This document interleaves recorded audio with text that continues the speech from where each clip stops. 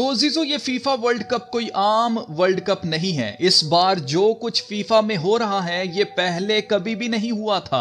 जैसे मेसी का कहना है कि खुदा ने उसे चुना है, इसी तरह से जैसे ट्रंप के लिए लोग कहते हैं कि ट्रंप को खुदा ने मसा किया है, खुदा ने चुना है, ऐसे ही जनाब इंडिया के पीएम मोदी भी कहते हैं कि मुझे परमात्मा ने चुना है। तो ये चोजन वन वाली क्या कहानी है, इस पर मैं फिर किसी वीडियो में बात करूंगा।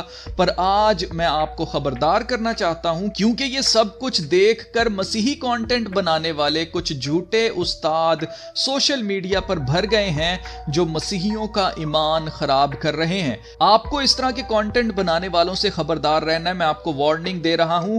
मैं क्या कह रहा हूं, आप पहले जरा ये क्लिप देखें, फिर मैं आपको बताता हूं कि असल में मैं ये वीडियो क्यों बना रहा हूं। Something is happening in this World Cup. Media outlets are actually calling it the most openly religious World Cup in recent history. Really? Some people are even calling it the World Cup of faith. More than any other World Cup, you see all these players and coaches and people publicly proclaiming their faith in Jesus, or whenever they're asked, they're like glorifying God, they're praying together. So this right here is a photo of the USA team prayer huddle in the middle of the field. This became like a tradition before and after the game, whether they lost or whether they won. They're like, hey, we're going to give God glory. This is right here is two teams after Germany beat Curacao. They came together and people were asking them, why are you guys praying together? You're supposed to be on the opposite sides of each other. And what one of the German players said, he said, man, in the game we are opponents, but after the game we're all Christian brothers and sisters, and Jesus is glorified when we do this. And then another video right here, he does a gesture where he literally like falls on his knees. He takes his crown symbolically and he puts it in front of Jesus. This is the video. Who is this?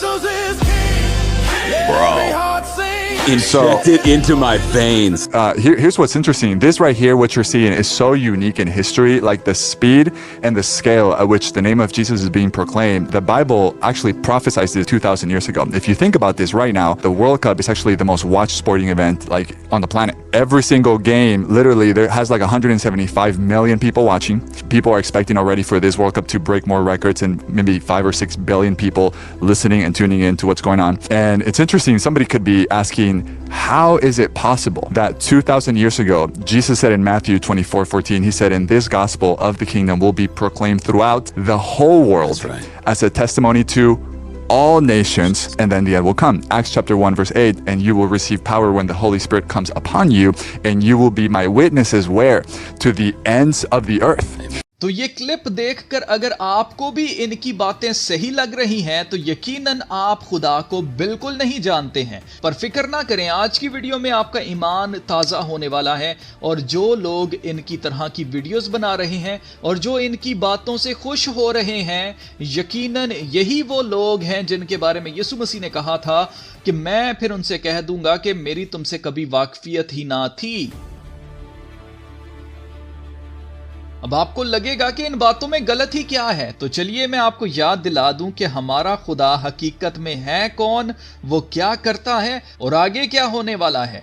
खास तौर पर FIFA world cup, जिसकी opening ceremony में वही शैतान के पुजारी musicians को बुलाया गया, क्या वो खुदा को जलाल दे रहे थे? हरगिज नहीं। मिसाल के तौर पर मैक्सिकन सिंगर बेलिंडा अपने हाथों से पिरामिड बनाकर उसके अंदर एक आंख अपनी कैमरा के अंदर दिखा रही है। ये यकीनन खुदा को जलाल दे रही होगी, राइट? मजीद ओपनिंग सेरेमनी में ये कदीम पिरामिड दिखाया गया जिसके ऊपर मंदिर बनाए जाते थे और उन मंदिरों में इंसानी बलि चढ़ाई जाती थी। ये फीफा वर्ल्ड कप का पूरा थीम ही ब्लड सैक्रिफाइस है। इसका फाइनल मैच स्पेन और अर्जेंटीना के दरमियान है और फीफा ऐसे मेसी और स्पेन के फुटबॉलर की तस्वीरें दिखाकर इसे प्रमोट कर रहा है। इन दोनों की शर्टों के नंबर के ऊपर गौर करेंगे, नंबर 10 और नंबर 19 हैं, जो कि बैकवर्ड्स अगर लिखा जाए तो 9, 2, 11 बनता है, जिसका मतलब है फॉल्स फ्लैग इवेंट। अब ये फॉल्स फ्लैग इवेंट क्या है, ये मैं आपको बार बार बता चुका हूं। तो फीफा वर्ल्ड कप जो ओपनिंग सेरेमनी में ही शैतान को और मिस्री देवी देवताओं को जलाल दे रहा है, आपको लगता है कि ये यीशु मसीह को जलाल देंगे? It's all scripted my friend.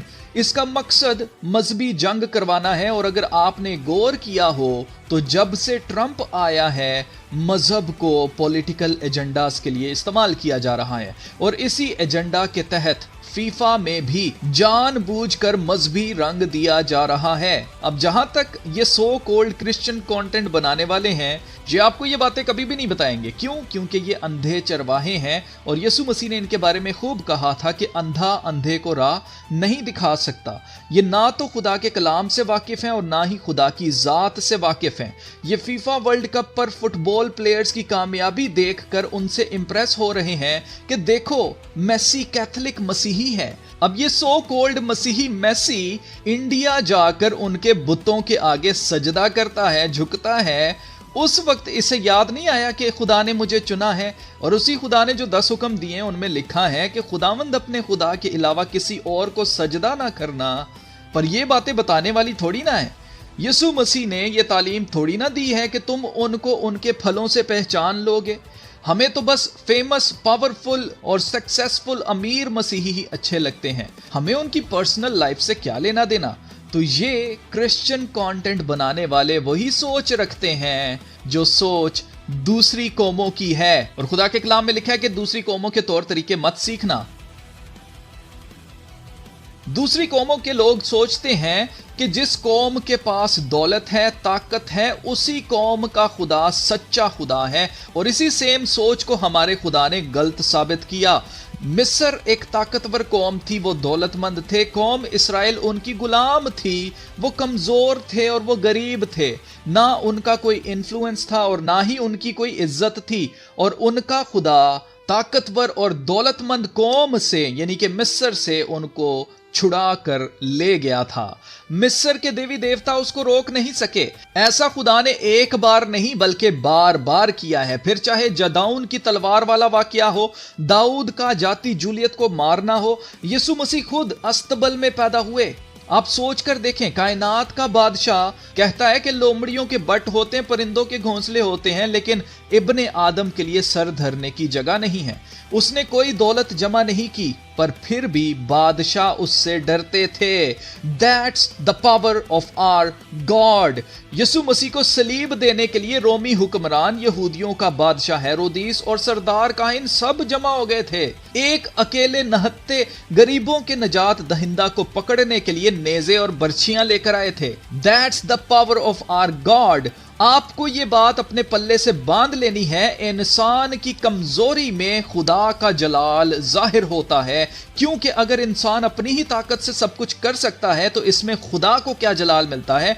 इसमें उस शख्स को जलाल मिलता है जिसके पास वो ताकत है। कौम इस्राएल खुद को मिस्र की गुलामी से छुड़ा नहीं सकती थी। वहां खुदा ने 10 आफत भेजी थी।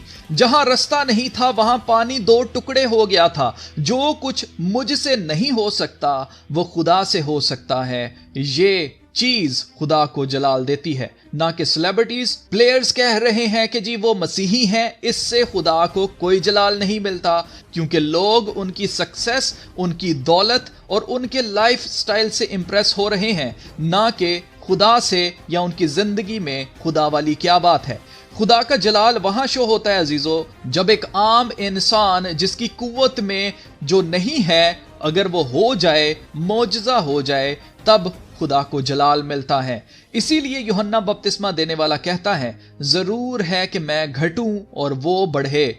जहां तक ये स्टेडियम में दुआएं करके दिखाना है, इसके बारे में देखें यीशु मसीह क्या कहते हैं। मत्ती की अंजील 6 बाब उसकी 5 आयत में लिखा है, और जब तुम दुआ करो तो रियाकारों की मानद ना बनो, क्योंकि वो इबादत खानों में और बाजारों के मोड़ों पर खड़े होकर दुआ करना पसंद करते हैं ताकि लोग उनको देखें। ये स्टेडियम में दुआ करके यही चाहते हैं कि लोग इनको देखें। ये अपना अजर पा चुके हैं अजीजों।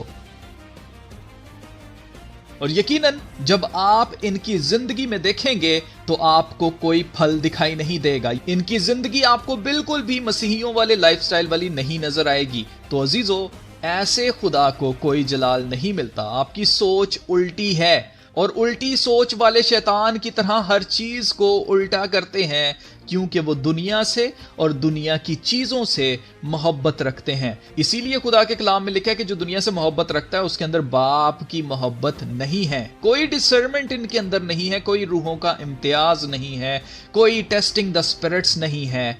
ऐसे लोग आपको अपने जैसा ही बनाएंगे और आखिर में यीशु मसीह आपसे भी यही कहेंगे कि मेरी तुमसे कभी कोई वाकफियत नहीं थी, मुझसे दूर हो जाओ।